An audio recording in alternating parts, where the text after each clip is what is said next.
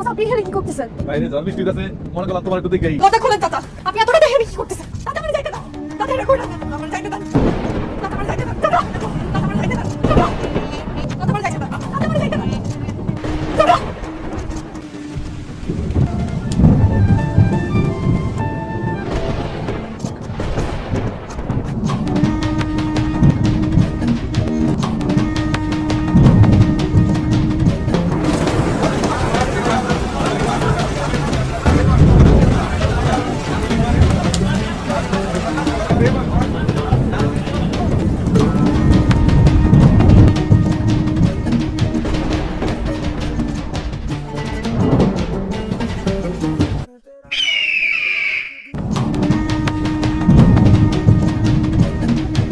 যে গ্যাসটাই সবসময় স্বাদ হইতেছে দেখে মনে হয় ভাজা মাছ উল্টে খেতে পারে না, অথচ এটা মারা করা সারা মুখের মধ্যে কুরকুরাই মানুষের নিঃশ্বাস বন্ধ করে রস। আসো, এটা জেলখানা, বাসার ড্রয়িং রুম না। সব নিয়ম কানুন মেনে চলো। কি বললাম বুঝলে? চলো।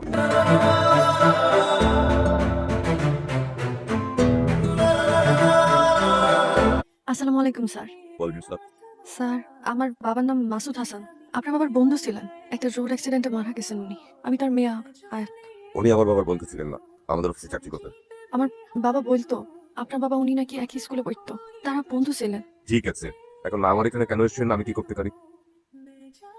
স্যার আমার কাছে আপনারা দেওয়ার মতো অত টাকা পয়সা নাই, ফি হিসাবে এটাই রাখেন স্যার, দয়া করে সাইফরে বাঁচান।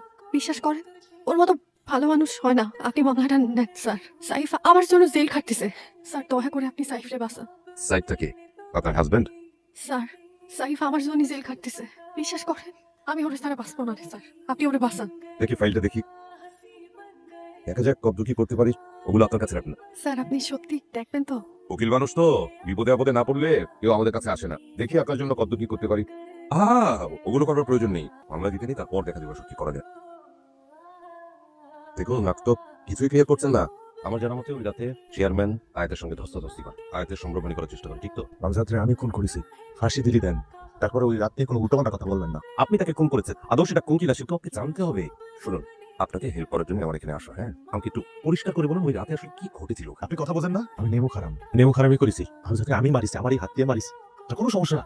না, সমস্যা আমার না। তবে খুনটা যদি আপনি আত্মরক্ষার জন্য করে থাকেন তাহলে আপনি একটা সুযোগ পেতে পারেন। আমিও আমার মতো করে আপনাকে সাহায্য করতে পারি। তাহলে তুই বলার মুখ। আমি এখানে আয়াতের উল্লঙ্ঘে এসেছি, মেয়েটাকে দেখে আমার